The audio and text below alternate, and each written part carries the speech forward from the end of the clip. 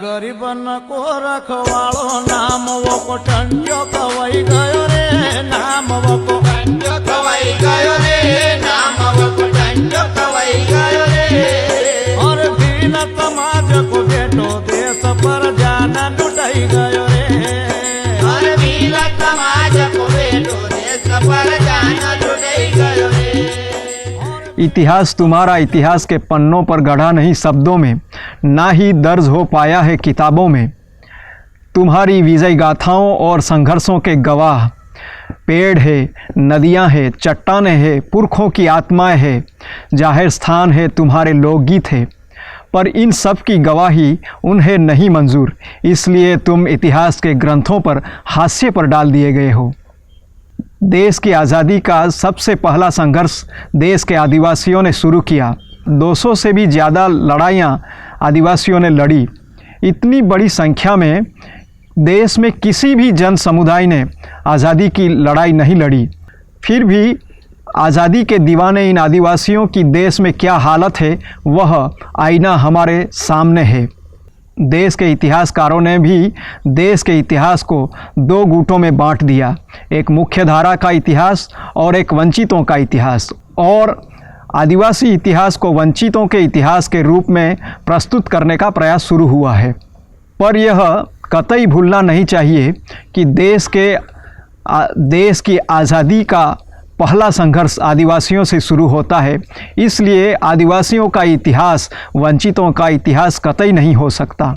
आज आज़ादी के ऐसे ही दीवाने, लड़ाकू, क्रांतिकारी जननायक टंट्या भील का 131वां शहादत दिवस है। आज ही के दिन मध्य प्रदेश के जबलपुर की जेल में टंट्या भील को फांसी की सज़ा दी गई। द न्यूयॉर्क टाइम्स के 10 नवंबर 1889 के अंक में टंट्या भील की गिरफ्तारी की खबर प्रमुखता से प्रकाशित हुई, जिसमें टंट्या भील को इंडिया का रॉबिन हुड बताया गया। टंट्या अंग्रेज़ों का सरकारी खजाना और अंग्रेज़ों के चाटुकारों, ज़मींदारों, साहूकारों का धन ज़रूरतमंदों और गरीबों में बांट देता था। वह गरीबों का मसीहा था। वह अचानक ऐसे समय पर लोगों की सहायता के लिए पहुंच जाता जब किसी को आर्थिक सहायता की ज़रूरत होती थी। इस प्रकार के कार्य करने वाले, सरकार के नीति नियमों को न मानने वाले सारे आदिवासी क्रांतिकारियों को अंग्रेज़ों ने चोर, डाकू, लुटारू, बंडखोर ऐसे नाम दे दिए और आज़ाद भारत ने भी आदिवासी क्रांतिकारियों को वैसे ही पहचाना। मध्य प्रदेश के हमारे युवा सामाजिक कार्यकर विक्रम अछालिया कहते हैं, उस समय जो अंग्रेज शासक था, उन्होंने कहा कि ये तो गलत है। आपने मालिक, जो यहाँ का जो प्रशासनिक मालिक है, उनको उनसे मंजूरी नहीं दी। इसका मतलब ये है कि आपने चोरी की। तो चोरी की धारा यही कहती है कि किसी भी चल या चल संपत्ति को उनके अनुमति के बिना उस संपत्ति को ले लेना, वो चोर कहलाता है। बिल्कुल, ये तो सामने से जाहिर करके जाते थे। हाँ, ये सामने से जाते थे चोर। तो उनके ऊपर फिर इन्होंने चोरी की धारा तो लिखी, तो उस हिसाब से चोरी की धारा इन पे लगा दी गई। तो ये चोर घोषित हो गए, डाकू घोषित हो गए, है ना। जो क्रिमिनल लिस्ट जो है इंडिया की, उनमें जितने भी क्रांतिकारी है सभी के नाम है ना। अभी तक इनको शहीद का दर्जा किसी को नहीं मिला अभी। ये चोर ही कहलाए। हाँ, अभी भी उस कानून के हिसाब से ये चोर, डाकू, क्रिमिनल कहलाते थे। हाँ, तो ये चोरी की धारा यही कहती है कि किसी भी संपत्ति, किसी की भी संपत्ति को उसके मालिक के अनुमति के बिना उठाना या ले लेना, अपने अंदर कर लेना, ये चोरी कहलाती है। तो इस हिसाब से ये अनुमति दिया नहीं मालिक ने। वही लोग अपने जो बस्ती से ताला तोड़ के लाते थे, तो इसलिए इन पे चोरी की धारा लगी है टंट्या मोहम्मद। मतलब कि यह जो प्रस्थापित व्यवस्था है, जो अन्याय, अत्याचार और शोषण की नींव पर टिकी हुई है, उस व्यवस्था के खिलाफ जाने वाले जननायकों को लुटारू और चोर कहा गया है और आज़ादी का एक अर्थ हमारे सामने रखा है। पर आदिवासियों ने अपनी आज़ादी का एक अर्थ निकाला है। आदिवासियों की स्वतंत्रता के अर्थ को सम्माननीय कवि वाहरू सोनवणे हमारे सामने प्रस्तुत करते हैं। उनका आजादी का मतलब अलग है। जो इतिहासकार लिखे ना, उनका आजादी का मतलब अलग है और हमारा आजादी का मतलब अलग है। कैसे? स्वातंत्र, हम तो स्वातंत्र, ये शोषण, दमन, अत्याचार के विरुद्ध हमें मुक्त जीवन मिलना चाहिए। शोषण के विरुद्ध मुक्त जीवन मिलना चाहिए। प्रेम विश्वास की जिंदगी जीने को मिलना चाहिए। ये सिर्फ हमारा जो अंग्रेज हटकर हम शोषण करें, इसलिए राज्य इनको क्यों चाहिए? तो वो अंग्रेज चले जाए, हम लूटे, हम दमन करें। ये आदिवासी इंग्रजों के खिलाफ भी लड़ता था, यहाँ के सेठ साहूकारों के अत्याचार दमन के खिलाफ भी लड़ता था। और आदिवासी यानी जो समता पर आधारित जो व्यवस्था है वो प्रस्थापित करने के लिए आदिवासी लड़ रहा था। उनकी जो व्यवस्था समता पर आधारित, समता, प्रेम, विश्वास पर आधारित जो व्यवस्था है उनके साथ लड़ रहा था। और ये इंग्रज दमनकारी थे, इसलिए इंग्रजों के खिलाफ भी लड़ता था। यहाँ के अगर दमनकारी होगी सेठ साहूकार तो इनके भी विरुद्ध लड़ता था।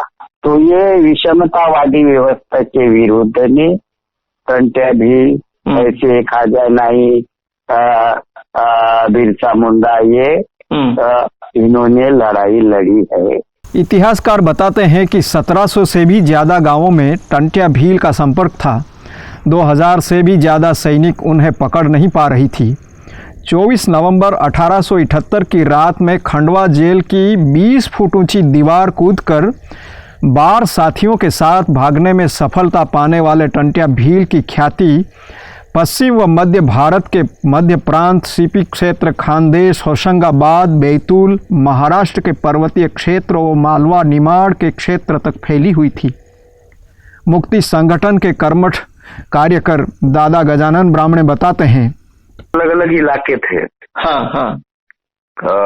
मतलब जन्म स्थल अलग और कर्म स्थल अलग। तो ये पाताल पानी टंट्या मामा का कर्म स्थल था। तो ये मतलब जिस प्रकार से 1857 की क्रांति में ये सतपुड़ा पहाड़ के अंदर जो भीलों की क्रांति आई थी, उस क्रांति में जो है इन्होंने अपना अपना इलाका बांटा था।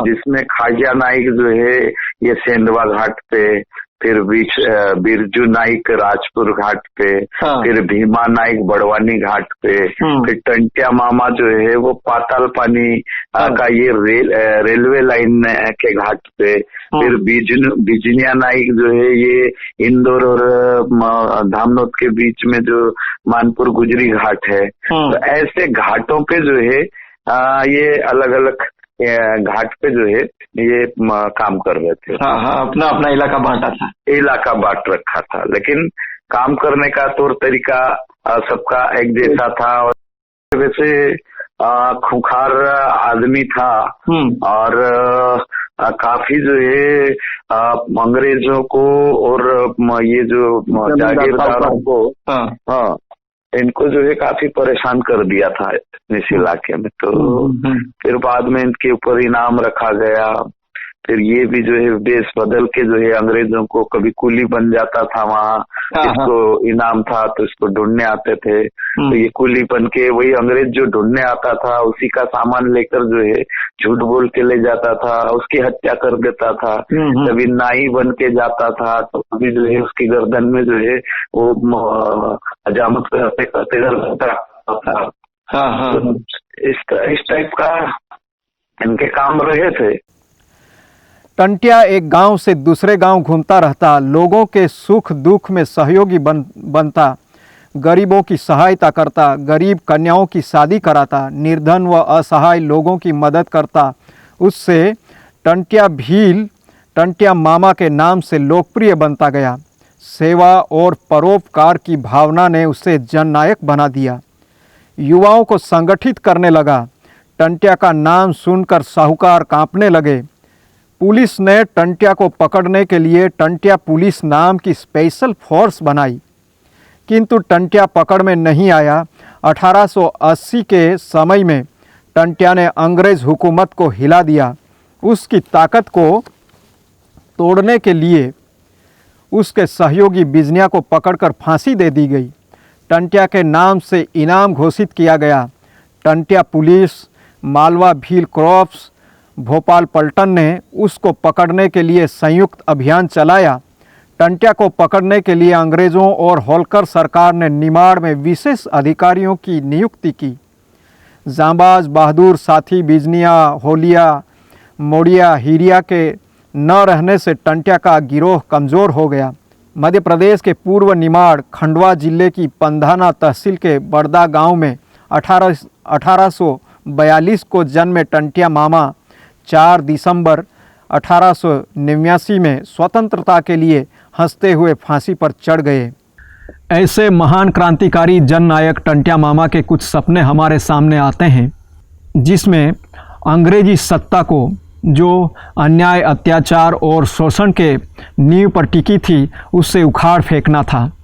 दूसरा जो उनका सपना था, गरीबी अमीरी को मिटाना और गरीबों को सम्मान दिलाना। उनका दूसरा सपना था साहूकारों और ज़मींदारों के शोषण से समाज को मुक्त कराना, मौलिक अधिकार और गांवों की परंपरागत व्यवस्थाओं को टिकाए रखना।